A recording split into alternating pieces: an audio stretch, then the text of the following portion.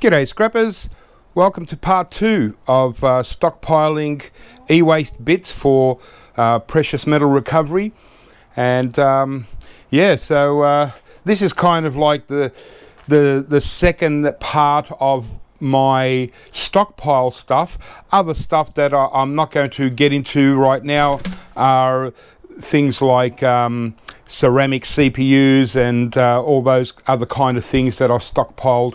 A lot of it's the higher end stuff, so I've covered CPUs previously, but I just wanted to carry on from the previous video about stockpiling all your little bits that we depopulate from circuit boards and so on. And it's the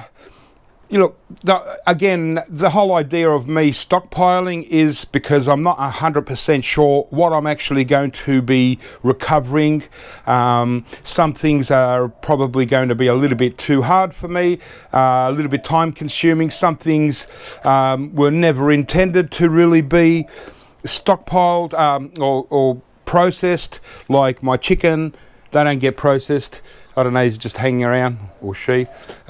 So the one obvious thing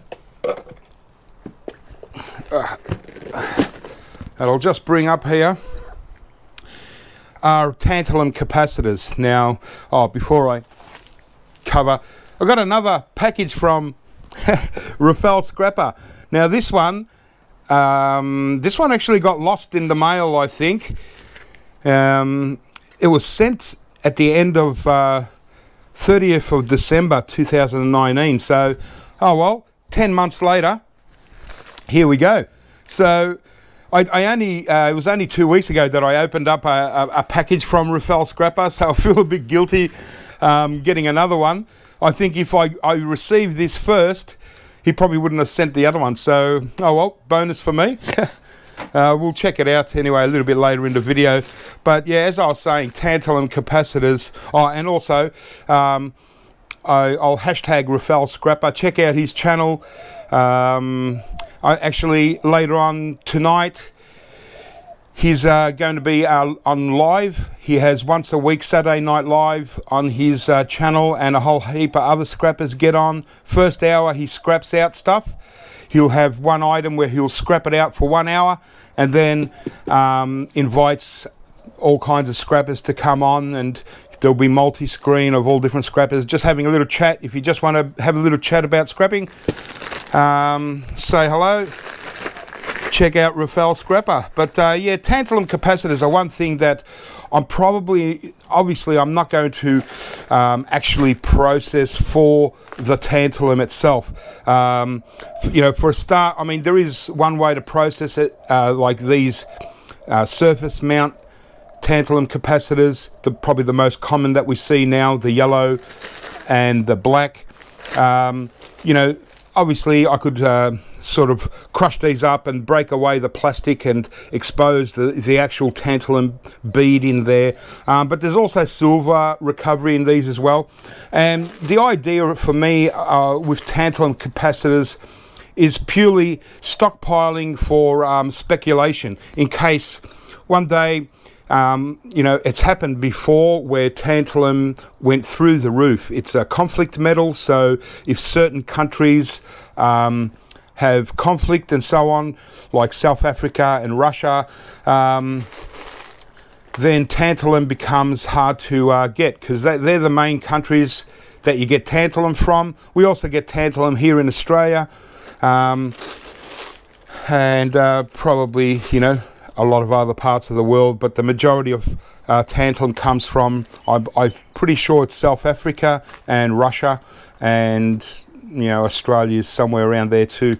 But so this is speculative. I stockpile this because firstly I can sell these, but the problem here in Australia is I've got to ship these to America. So if you're in America, there is a company that buys tantalum capacitors of all kinds, and they pay pretty good money. The only problem here is that the shipping would virtually wipe out most of the value at the current price. But I'm speculating on the fact that tantalum one day could go shoot up again, and if it does, well, that's the time that I'd be looking at selling. Here's a bunch of, these are just the resin dipped tantalum capacitors. I've got my little tub here of all kinds of tantalums, resin dipped, you know, regular ones, all kinds of vintage kind of tantalum capacitors that I just keep separate. Sometimes it's a little bit hard to work out what's tantalum, what's not. And yeah, for no particular reason apart from just probably OCD, I like to keep the black tantalum capacitors separate to the yellow. There is no difference in tantalum or silver content in the black or the yellow SMDs. I just like to keep them separate for my own little personal thing. So they're building up nicely, and yeah, so this is one of those things that is purely for stockpiling. There is no intention to recover the tantalum at all there. And yeah,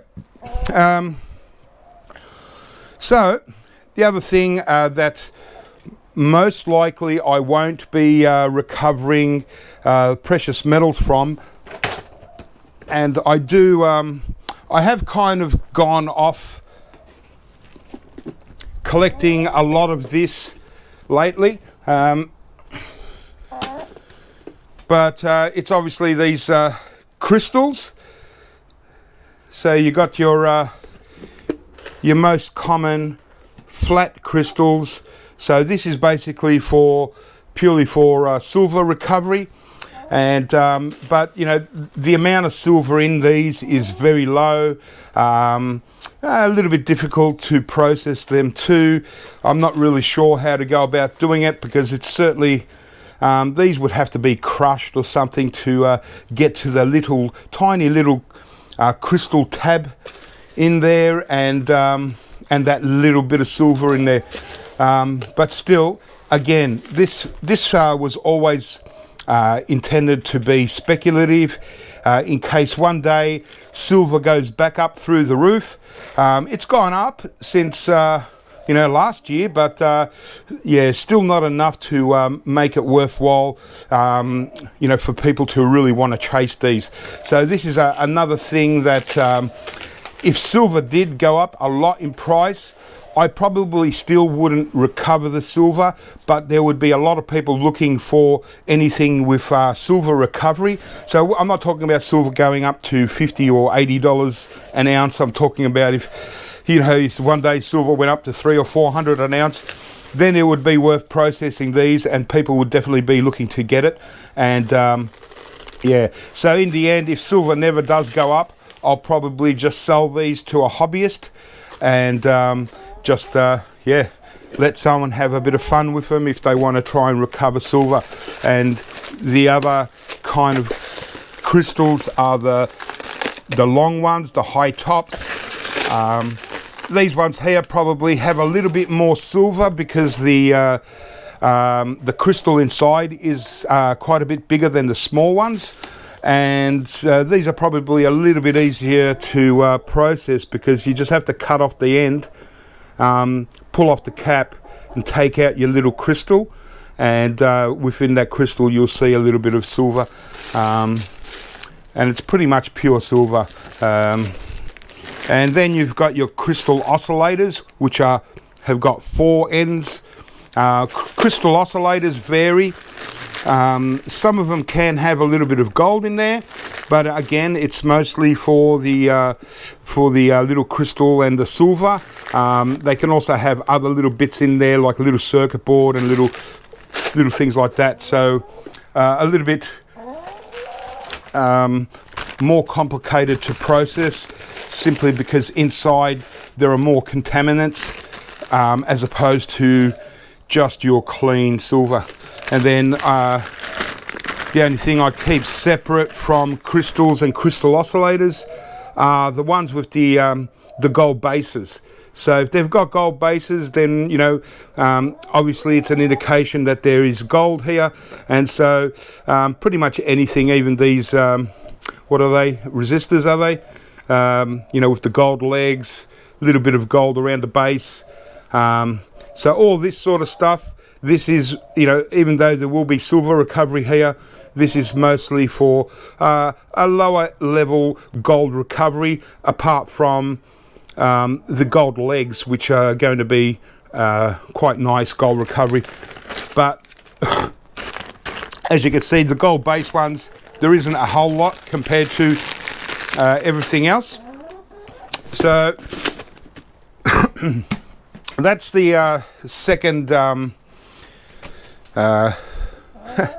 item that yeah, I stockpile for precious metal recovery, but not for my own recovery. It's more for speculation. I mean, there's quite a lot here now, so it's building up quite quickly.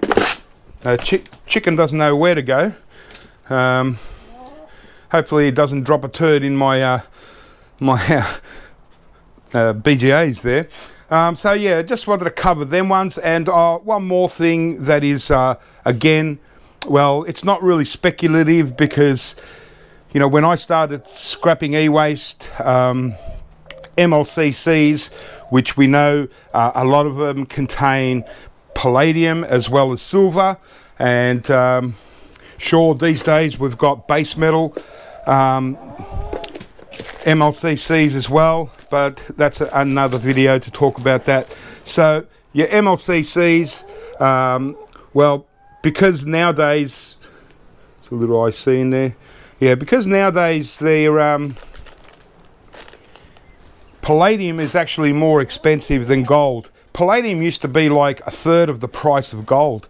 You know, if anyone, you know, wanted an alternative to gold, they would go for platinum. But nowadays, palladium has outdone all of them big time. And so it's, for me, it was a good idea to stockpile a lot of my MLCCs. And look, you know, if palladium is has gone above gold today, well, there's no reason why palladium is not going to continue to rise in price. So don't be put off by, you know, all the people that will talk about the base metal MLCCs, because there are only very few MLCCs that actually don't contain nickel. And as you would know, nickel is magnetic. So even the MLCCs with palladium can also have a little bit of nickel. I lost my train of thought, but yeah, I'll talk about MLCCs in another video. I've been meaning to do another video on MLCCs and talk more about it. But as I was saying, it's no longer a speculative thing. Now we know that palladium is going up, and it's worth more than gold, and it's only going to, in my opinion, it's only going to get higher in value, palladium, simply because we're running out of palladium. We're using palladium in a lot of things, and there's not really that much around to, you know, even compared to like this gold, you know.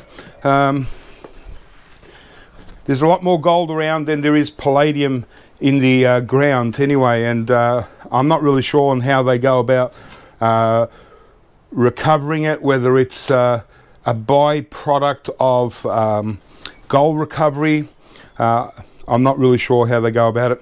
But anyway, so that's another thing. And then moving on to probably my favourite thing that I like to pick off boards these days, are the gold band crystal oscillators. Now, these are very much like a ceramic CPU. If I get a big one, so you can see the ceramic base, and it's mostly ceramic. You can see the legs, and those legs, there would be bonding wires that lead through those legs into the main little chip in the center. So there's a lot of gold bonding wire in there, and also the cap has got a gold band running around the outside of the cap That's why I call them gold band crystal oscillators, because even the small ones will have that little gold band. You can see the little ceramic, they're usually four-legged, except for when they're quite big, they can have either 4 legs or 6 legs. So I pull these off a lot of, especially your telecom server type boards, PCI slot cards, just about anything really. You'll find tantalum gold band crystal oscillators, except for mostly low grade boards. But even on older hard drives, you'll find a gold band crystal. A lot of things, and you just got to spot them out. And some of them, you can see that little one there, that's really tiny. That would have been like off a modem, from a modem circuit board. It doesn't matter how small they are, they're still pretty much the same configuration. Ceramic, gold band top, so pound for pound they're all pretty much equal in recovery value, and I rate these right up with a high grade CPU, ceramic CPU, simply because there's no real difference to these from these two ceramic CPUs, except the portion of ceramic compared to the gold bonding wise is probably a little bit higher in these, because a ceramic CPU has got a lot of chunky ceramic. That's why I really like gold band crystal oscillators. This isn't much. This is barely 1 kilo. It's just they're just so small, they take a long time, and like you might get 1 off a board. Some boards, I've gotten 7 off a circuit board, and probably even more sometimes, but a lot of times I'll go through circuit boards and there's not even 1. But especially you'll get a lot from modems and switches, routers, that kind of thing. Usually on a router or a Cisco switch, say, there'll be 1 or 2 on each board. So even if you sell your boards, I reckon it's worth just picking these off. You're not going to notice when you just take one little thing like that off, and you can build up a good pile of them. It's as good as, it's just as good as a 486 or a 386 ceramic CPU by weight, if not more. I reckon there's more by weight, but that's my opinion. Okay, so, I've covered a few things. Then we've got all different kinds of IC chips, higher end, low end, base. These ones here are, you can just get over the, swing across here a little bit. These ones here are your memory IC chips. These come on just about every circuit board one way or another, except for your low grade and your power boards. On RAM, you'll see a strip of these. These are slightly the older school chips on RAM, and just about everywhere. Slot cards, there could be 4 on one side, 4 on the other. They come everywhere, and so I've mentioned before, I like to keep these ones separate, simply because just to keep it all uniform in size, so I know, one day I probably will try and recover the gold from this, and then at least I'll know how much came out of these memory IC chips. So they're just dual dips, legs both sides. Another one that I've kept separate over the years are EPROMs, and so your EPROMs are basically ceramic IC chip with the glass window in the center. And you can see this one here, it's you might not be able to see from the reflection, but it's actually, there's no gold visible, it's just a silvery color. And some people are saying that there's it's mostly silver, and I agree that it'll most likely be silver, but I do know in ceramic, like ceramic CPUs and stuff from this kind of vintage, they also had platinum inside ceramic CPUs. And so I'm guessing that most people that have tried to recover gold from these have found, oh, there's only silver, but they've never really tested for platinum. And that's what I'm guessing is inside these as well, a mixture of platinum and silver. So I'm going to keep these until someone comes along one day and says, yeah, I can test it out and see if we can get any platinum out of there, and then I'll go from there. But some of them also do have gold, like this one here. Clearly there is gold bonding wires visible all throughout that, and they're quite beautiful gold bonding wires. So eventually I'll separate these ones. The ones that are clearly gold, I'll probably process myself, and the ones that don't show any gold, I'll probably leave them to someone else. But so I keep my EPROMs separate just for research purposes. A little bit higher end item that I keep are obviously some BGAs. Now I've kept these copper top BGAs separate, but from what people have been telling me, that they're still almost as good as your regular gold corner BGAs for gold recovery. But see, like, here's an example. They can't really be as good because sure, there might be some bonding wires running through this plastic. Yeah, a lot of the weight is on these copper tops as well. So I don't value them as high as simply a gold corner BGA, simply because of this top. Whether it's got the same contents in there or not, it doesn't matter, because the copper top does add weight to these. But I've just got, these are just oddball BGAs, 3 comms. Under that black resin there should be some nice bonding wires in there. I'm not really sure. We'll just wait and see. That's from an Xbox 360 BGA. We'll wait and see what's in there. Probably not much. But these ones here, these come from mostly, they do come on some slot cards, like video cards or maybe even sound cards. I'm not really sure, but mostly these come from slot CPUs like the Pentium 2 and the Pentium 3. They come on a card with the gold fingers along the bottom, and this as your main chip. A lot of the newer Pentium 3 slot CPUs also have a silicon one, and that silicon one's useless. These are the ones you want, the copper top. You can see the black resin inside. These are actually very good for gold recovery, and so I try and keep all of these ones.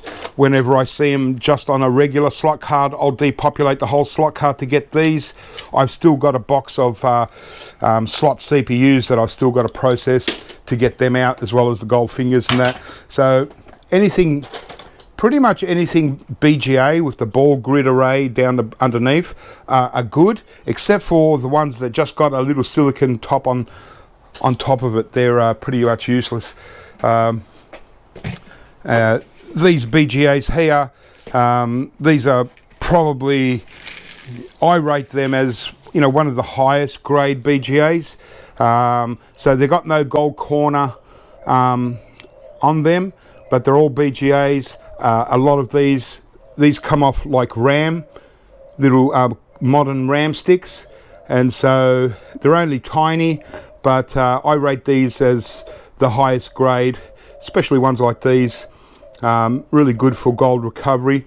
So any BGAs without the gold corner go into this grade here, and yeah, they're building up nicely, but I've got a hell of a lot of RAM to process, where I'm going to have quite a lot of that sort of stuff.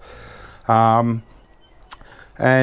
so I've mentioned in the previous video and a few times that stockpiling gold recovery stuff is not necessarily doesn't necessarily mean that you've got to actually process the stuff yourself.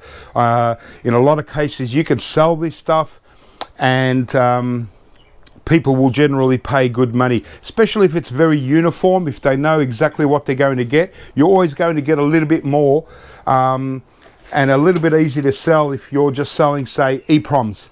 Okay, so you've got a pound or 10 pounds or 100 pounds of EPROMs.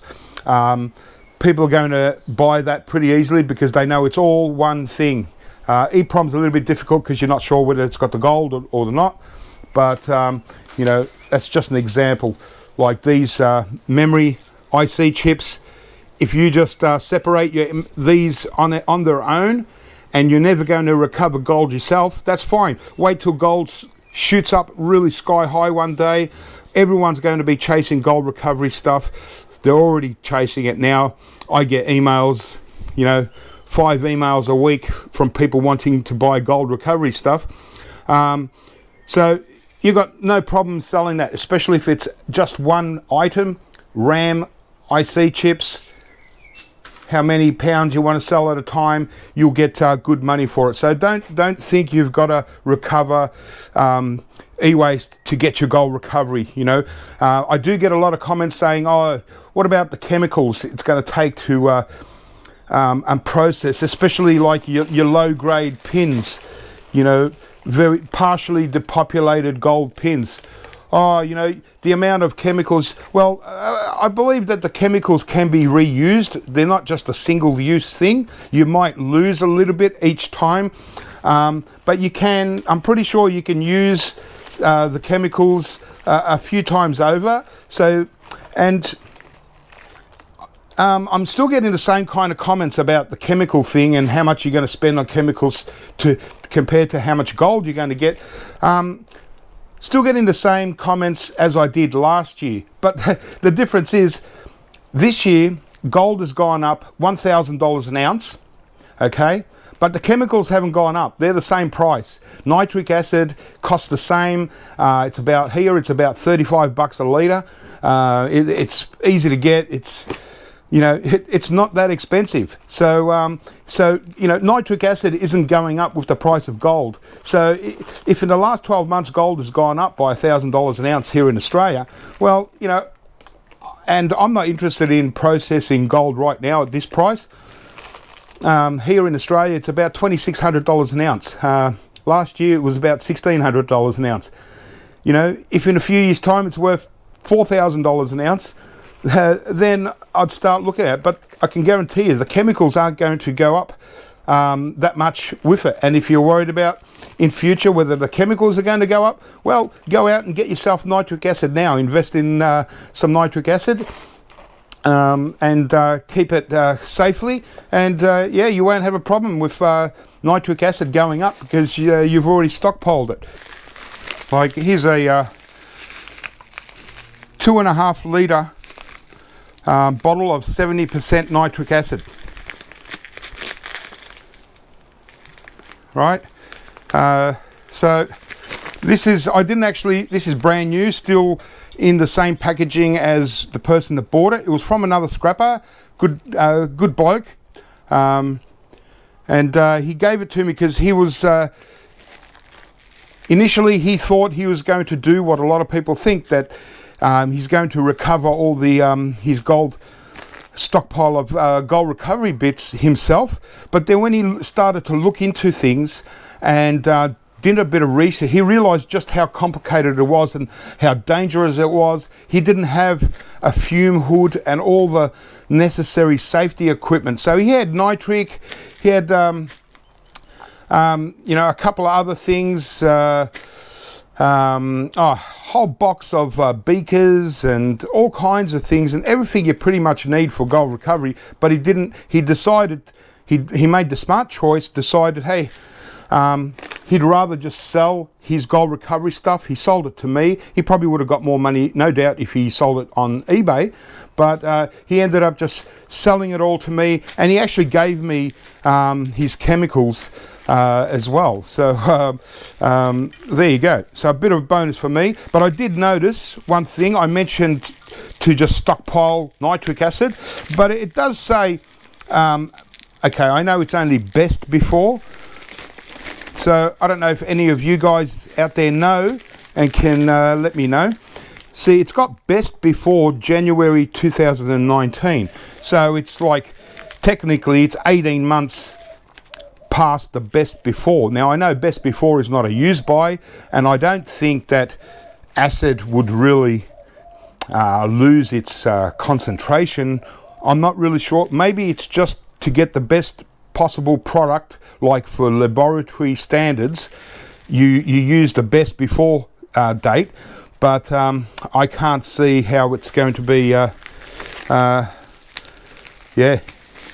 any different. But that's 2.5 litres. That's a lot of nitric acid for gold recovery anyway, for now. But if someone tells me whether it's, you know, it's still okay to use, then I'll probably, well, before I move out of the city, I'll definitely go and get some and take it off with me. Okay, so what else? So obviously gold pins is a very common thing that we talk about when we're going for gold recovery. And I mentioned, you know, selling stuff. If you're going to sell your stuff, that's fine. You know, like some people say, why not just sell it? And if you can get top dollar for your stuff, then just go and buy the gold. And that's one way you can do it. Here's an example here. 1 kilo gold bars. So if you want to do that, go ahead.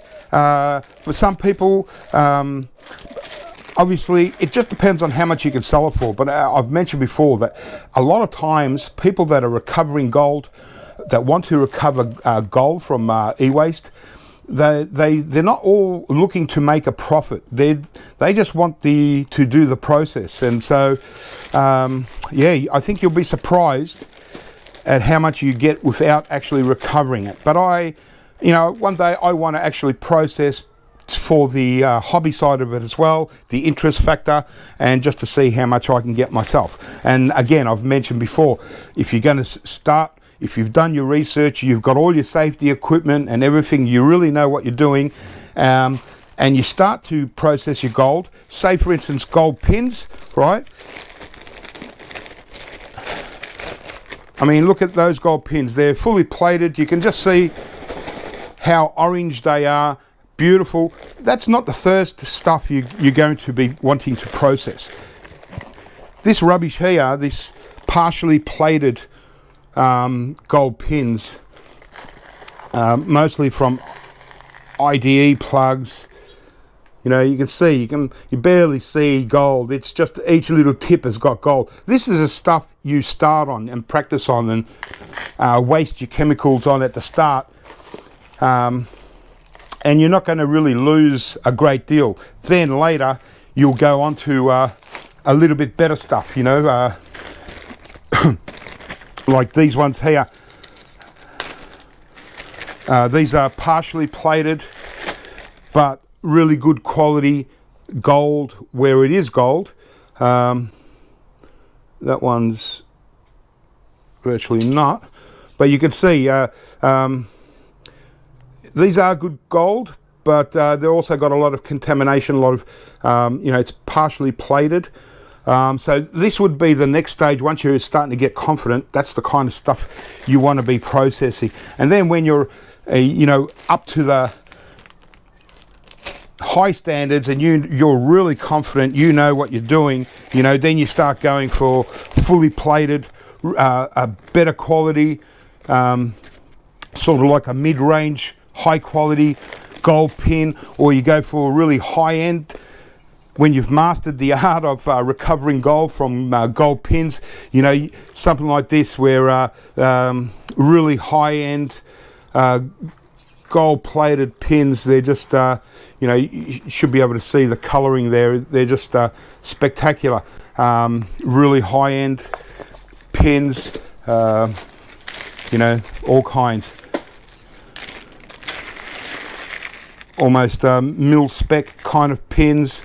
That's the stuff you go for when you're super confident that you know what you're doing. Even this sort of stuff, look at that, that's just awesome stuff. So I recommend for all newbies, if you are going to go into gold recovery, start off with your rubbish and move on. You know, other things are like you got gold jacks. So a gold jack like that, you know, like a video or sound jack, you know, that's the sort of thing you want to start processing in the beginning, because it's reasonably low value and it's but good practice. Then you go on to this kind of stuff. Now this is high-end stuff, like from Wi-Fi systems. You can see the difference in the gold. Look how shiny that is, right? Next to that, it doesn't really even look like it's gold. It looks like it's silver, but it's actually gold. And look at that, that's your real gold jack. High quality gold plating. You know, another thing are these things that are the little lids that are on top of CPUs. You know, someone's just gave me these because they process these CPUs, and you process these separately, and these are actually very good. You know, for gold recovery, you can see the nice orangeness resembles very much these ports. Whereas this one's nothing like it, you see. So, you know, these are good gold recovery, double-sided. And so that's the kind of thing you want to start processing when you're full-on experienced and know what you're doing, and you're going to get your best value. Okay, just like pins. Okay, you know, lower end, higher end, just because the more orange it is, the more flatter, deeper orange, the better quality gold plating. These are lower end. This is the sort of stuff you practice on first. If you want to practice on fully plated pins with no visibility of any other metal, just fully gold plated pins, these are the kind of pins you want to start with. Then go on to your better ones once you've mastered the art of gold recovery. Yeah, it can be, you know, this stuff, it's probably all of it isn't gold plated. I don't think that's gold plated. It might be, but things like gold plated pen nibs, I think there was, yeah, this is actually a gold plated spoon. Okay, and it's got, you know, some rubbish decal on it, a little bird, a little rosella, but what does it say here? Oh, it's a parakeet, actually. Stainless steel, gold plated. So gold plated stainless steel, made in Japan. Well, there you go. So, you know, interesting things to practice on. Junk jewelry, gold plated junk jewelry, all kinds of things. But as I said, like, I doubt that is gold. Someone's just thrown it in there.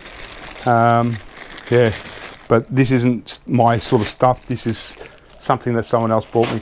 But anyway, so that's your gold recovery stuff. Your gold recovery pins, they come in all sorts. I've got all kinds from everywhere.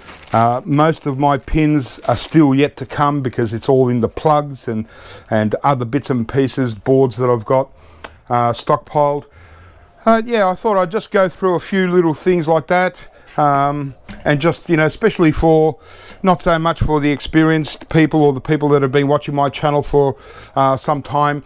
You know, I've probably spoken about a lot of this stuff before. It's mostly for, you know, because new scrappers are coming along all the time, new people are coming along that, you know, may be interested in gold recovery, and just never, you know, yeah, just it's basically for them, just to give you a bit more of an example of what I'm stockpiling for gold recovery. As I mentioned, don't worry about recovering gold yourself.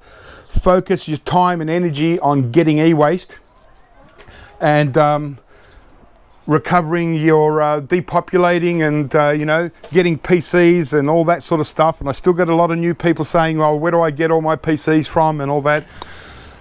I don't get them from scrapyards or anything. Obviously, I advertise I've got a small business where I advertise for eWaste, and I pick up from schools, offices, businesses, factories, anyone that wants to get rid of their rubbish.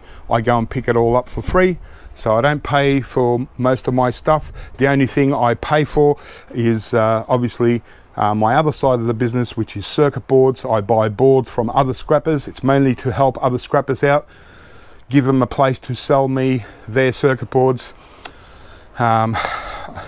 you know, and all kinds of things. I just picked up unbelievable. I picked up about another 20 or so PlayStation 3s.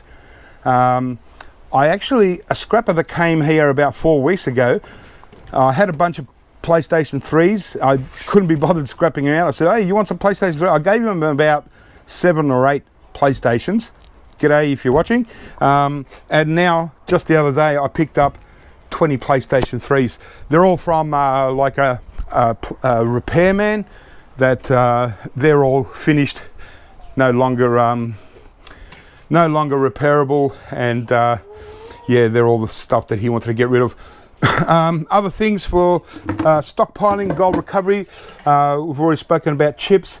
These are your 4 side legs flat packs, which I call another good one to stockpile.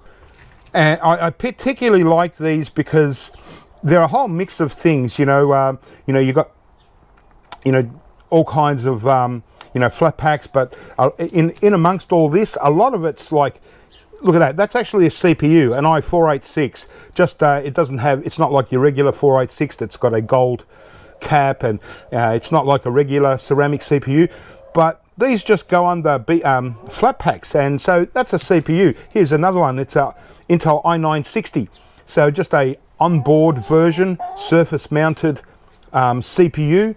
So that's what I like about these flat packs is, you know, here's another Intel PCI set, you know, a 386, you know, so these are really good for gold recovery as well. So I rate these higher than a say an IC chip, but you know, IC chips can also be really good. You've probably seen this barrel. This is just 2-sided dips, regular IC chips, legs on 2 sides, just stockpile them. I also include these dip switches. You might have seen in one of my videos I showed that there's quite a bit of gold plating inside these. These are really good. I just put these in with IC chips because they'd get processed pretty much exactly the same, whereas pyrolysis, because of the plastic.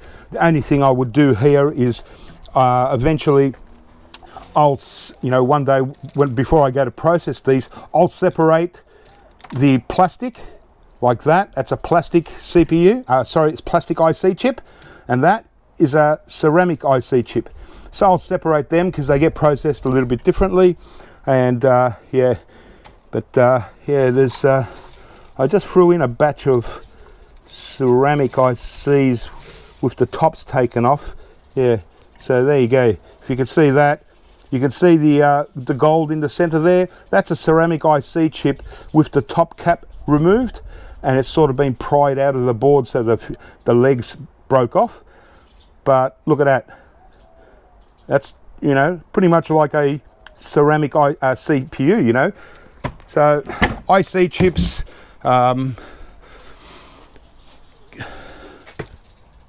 go with these flat packs, as well as your RAM IC chips, and then your EPROMs, and then I've just been consolidating all my stuff into bigger barrels and stuff, so I'm just getting there. I've just been trying to sort out the garage. So these are all your, you know, high grade gold corner BGA chips, North and South Bridge chips, very nice for gold recovery.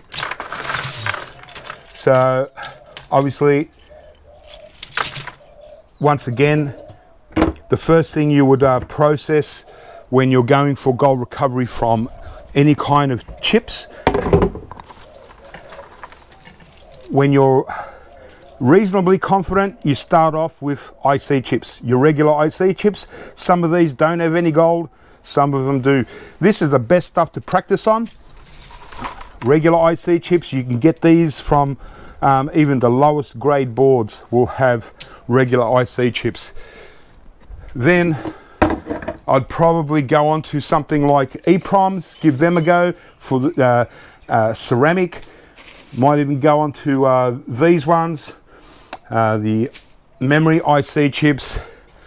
Once you're a bit more experienced, go for these flat packs, simply because some of them are like CPUs. You're going to get you know, pretty good gold recovery, so you want to make sure that you get every bit of gold that's available there, so you don't want to practice on them. And then when you're really experienced or really confident and you got all your safety gear up, that's when you start going for the high-end stuff. Gold corner BGA chips, fantastic, as well as your memory style BGA chips with no gold corners, even better. This is where you want to be 100% sure you can get at least 95 to 98% gold recovery from what should be in there, because that's where it's all about. And same with gold fingers. Probably the thing with gold fingers is they're also good for practicing to recover. So don't recover the gold fingers from RAM. Go for the ones that are like shinier. So that's reasonably shiny. It's pretty good still, but you know, certainly don't go to recover stuff like that when you're in the beginning, vintage kind of gold fingers, because if you only recover 30 or 40% of what's there, you're going to miss out on a lot of good gold. So save the really good gold fingers for when you're 100% confident, you know, like all that. That's, you know, that's almost as good as it gets. And yeah, so I'd separate it, you know, even these ones like from power supply units, from servers. Some of them, like this particular one is a really good quality one. It's nice deep orange, but sometimes you can get like this one here, it's more shinier. So this is the ones that I would separate out and try and recover the gold from first, to learn how to recover from gold fingers. And yeah, so that's what I would be doing. You can see, maybe you can see the difference here. Look at the shininess in that one compared to the shininess in that one. It's a different shine, and so this is the one that I would start processing first. Process all these ones to get your experience, but still you want to know what you're doing before you're trying to recover gold from this kind of stuff, because there's still a good amount of gold. But then leave this for when you're a master at gold recovery, and you can get you know, 98-99% of the gold there. That's what you want. And yeah, and save your RAM sticks for another time. This is one barrel of RAM sticks. It's actually the biggest barrel that I use, and it's almost already half full.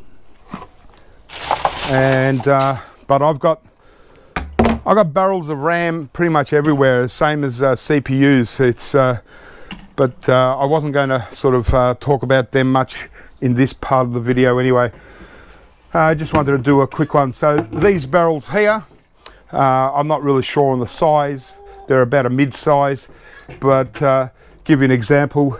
So these are just all pinless CPUs. So these are the lowest grade CPU. They're more, just as much copper recovery as they are for gold recovery, if not more copper recovery than anything. Because these pads are quite low in gold recovery. Underneath these copper heat sinks, you might have a bit of gold plating on the other side of this. And so if you do separate your pinless, you remove the copper to sell these as tinned copper, because that's what they are. Underneath, if you do see gold plating, keep them and just sell the ones without the gold plating underneath as copper, and then just keep these pads for something to play with. But I wouldn't process these when you're inexperienced. I'd wait till you are experienced, and that way what gold is there, you should be able to recover as much as there is, because there's not that much. Here's another bin that's starting up. So my next one, you wouldn't believe it, right? Even that's getting heavy. This little barrel, and I've actually got, just in the garage, there's a bigger barrel of these CPUs. It's so heavy. This little barrel, guess what it weighs? Oh, I'll tell you. It weighs, there's 140 kilograms of CPUs in this barrel, right? It's a really heavy little bugger. You can't just pick it up and walk away. 140 kilos is what? About, in pounds, in the old school, 140 kilos is about 350 pounds. So there you go, just in one little barrel. So yeah, if you're stockpiling CPUs in barrels, don't use the biggest barrels to pack in the most common CPU that we get these days, because you won't be able to move. If I put it in this, that would be like 500, 600 pounds. I wouldn't be able to move it. Yeah, it would be 600 pounds easy. So 140 kilos, or about 350 pounds, I reckon, in the old school. That's heavy. So in the slightly bigger barrels, this is what I stockpile, the lighter stuff. So these are all green fiber CPUs. So as you can see here, this is a green fiber CPU that's had its heatsink removed, turned it into a green fiber, because all we're really going for here are the gold pins. Green fiber CPUs, if I fill this barrel, it's not going to be so bad. In fact, if I fill this barrel, it'll still probably weigh half as much as that one, I reckon. Probably just a little bit more. I keep a little separate one for the black fiber. These are your highest fiber value CPUs you can get. These are excellent for gold recovery. And again, if you're going to process anything, save your black fibers until you're fully experienced, and process something like this. These are actually, this barrel is going to be this barrel is going to be like a 550 pound barrel once it's full. So I'm a bit worried about it, but I've got to put them somewhere. And I've actually got bucketfuls of these somewhere around. I can't find them.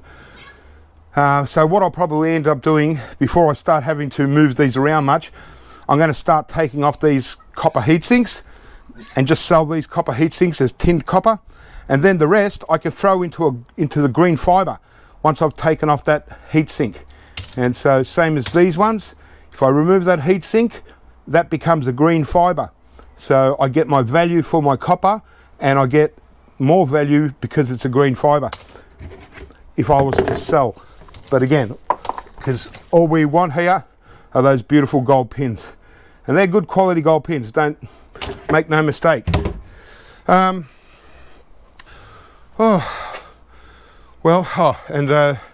those 3 barrels that you see there, in the previous part 1 of this video, you saw me starting to sort out. Well, I got about half an hour into sorting out my pins, and I decided, nah, I'm not going to sort them anymore. I'm just going to keep them put them in barrels and just go like that. And just when I go to process them later, when I retire, I'll just sit there and sort them. I don't even have to really sort them. I can just pull out a little bucket full, process them, and just keep going like that. It just saves me a lot of time. So there's 3 barrels of pins there. Yeah. Yeah, I couldn't find anything else. I'm getting into the garage, so it's just a little bit hard to find things. Things are sort of scattered around everywhere, but I've managed to, because all my pins were all in those tubs, so now I've got all these tubs empty, and this whole space was full of them tubs full up. So now with those barrels, it's given me all this bench space up the top here to once I start getting into organizing, yeah, I'll be good. Even there's another little barrel full of pins here. Just got to find a lid for it, and I'll pop it outside. So I'm getting here, guys. I'm getting there. stockpiling as much as I can. You remember these military boxes, really nice storage boxes. What are they called? There's a brand of them. I can't remember what they were. They're not, I mean, they were used for military, but they're actually, you can kind of buy, it's a brand name, can't remember what they were, but awesome. I've just got one out here. As soon as I made that video, someone said I should get more, and so the next day I went straight back and I picked up a bunch more. I got some of these smaller ones, so these are nice flat ones, good to carry stuff, especially if you've got to carry it into a car or something and just want to transport them around. So these ones here are pretty awesome. Really heavy duty, O-ring seal, watertight, airtight. Can't go wrong with that.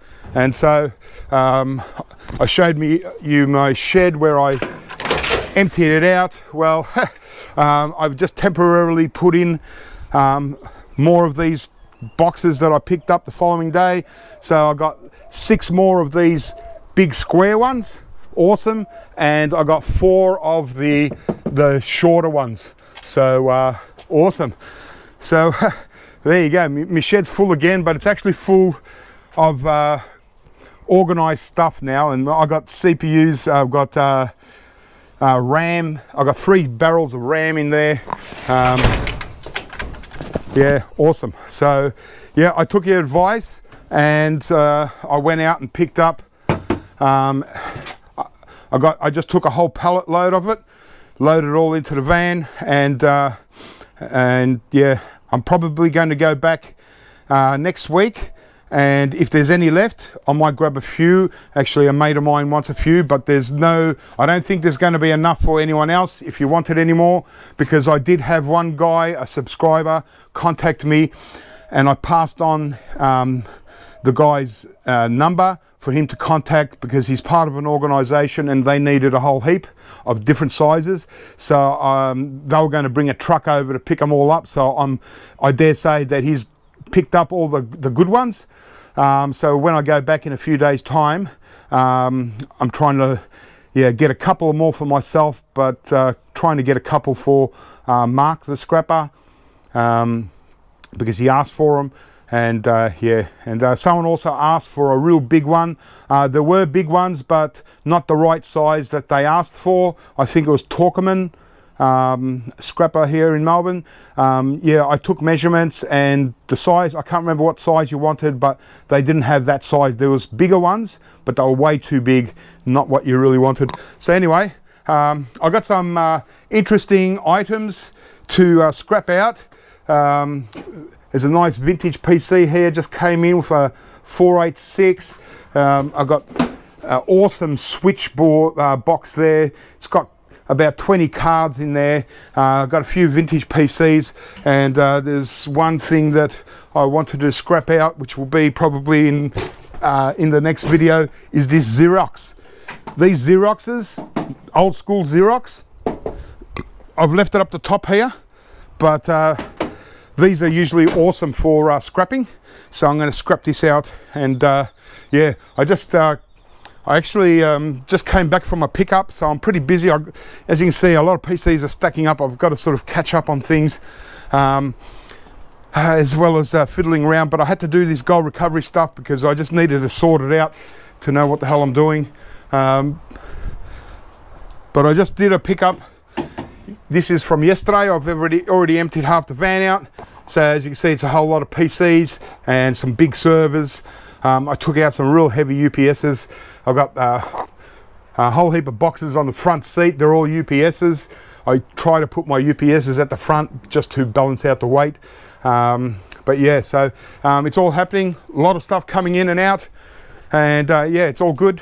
And but you know, so for those that are interested in getting your own gold recovery stuff, getting your own PCs, IT equipment and all that, well, you know, it's the only way to really get the stuff in volumes is to have your own business, start up a business. You know, you can't really do it casually part-time. You might be lucky, you can ask schools, your local schools, get onto the technician at least, and just you know, but competition is getting tougher and tougher.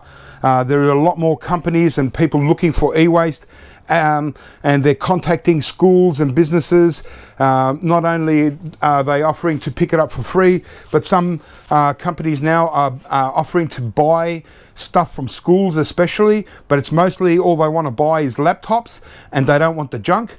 But you know, the junk is usually PCs and servers, so you know, there's still a chance to get that sort of stuff. But if you're lucky enough to also get laptops and stuff, awesome.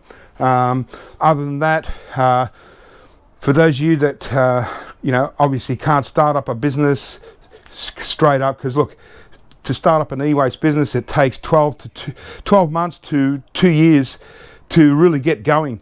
You know, I've been doing it for 6 years now, so I rely on getting e-waste from my existing clients, like what you just saw in the van. That's, you know, from a client that I've had for 4 years now, you know, so I do a pickup every 6 months from that place. So, you know, yeah, but like I said, it's getting harder and harder. There's a lot of competition out there now. Everyone's trying to get into it. I gave out too much information over the years, but hey, that's what it's all about. I don't really care. I'm happy with the level that I'm at. Oh, and before I forget, almost forgot, Raphael Scrapper, don't forget, subscribe to him. And a little bit later on tonight, Saturday night scrap, check out his channel, subscribe, and yeah, something a little bit different. This time I didn't cut. Got another letter, awesome, I'll read that. Oh, hey, these are different sizes. There's a giant Raphael Scrapper sticker and a tiny. Now I've got 3 versions. I'll put it into my sticker collection, and you never know, they might become rare one day. And thanks for the note. I'll read it a little bit later because I haven't got much battery left on my camera. What have you sent me this time, Raphael? Well, what did you send me before you sent me that silver bar? Oh, awesome. For e-waste bin, okay. Scrapper, Raphael Scrapper. How's that? 2019. Looks like a. It looks like it's a copper bar. Hope it's not gold. Hang on, a bit different colour. It's definitely a copper bar. This is a very rustic, hand-poured Raphael Scrapper copper bar. It's beautiful. I love these kind of things, you know. I mean, I can melt and make as many bars as I want. This is a beautiful little size. It's actually a very nice little size. I'd be interested to check out what little mould you got, what size mould this is. I'll have to measure it up. For e-waste bin, so good. I'll keep it as a little memento. Thanks again, Raphael. Really appreciate it. And that's the one that you sent me afterwards that I got 2 weeks ago. And Raphael Scrapper fine silver, 118 grams of silver. And that's 2019, 2020. How's that? Well, I look forward to 2021. And yeah, well, we started off with copper. Next up with silver, so Raphael Scrapper is doing better and better. Hopefully next time it's a kilo of gold. Thanks a lot, mate. I'll keep this with my precious metal collection. Awesome. Thanks again, Raphael. Keep scrapping. And hopefully, if I get up early enough tomorrow morning, which will be your Sunday night, or sorry, my tomorrow morning, Sunday morning will be your Saturday night. If I get up early enough, I've got to get up like about 5:30 in the morning to catch you, or 5 o'clock, to catch you scrapping for the first hour, and then yeah, have a little listen in to all the other scrappers that come on board. Yeah, I'll try and do that if I can get up in the morning, that is. It's not if I don't have too many beers tonight. Thanks again, mate. There you go, guys. Well, hope that was a bit of fun for you. Keep scrapping, have fun. Gold recovery, that's what it's all about. Kilo bars, that's what we want. Yeah, maybe once I process all this, who knows? Well, if you include all the CPUs that I have, all the ceramics, the Pentium Pros and the 486s and all that, you never know. I might get myself one of these bars out of this eWaste, maybe a couple. You never know. We'll see what happens. That's later on in the future. So if you haven't already, you know, you might want to check out some of my older videos and check out some of the ones in the future, and maybe one day I'll actually start processing this stuff, and we'll really have a bit of fun. Alright guys, keep scrapping, have fun, and I'll catch you real soon.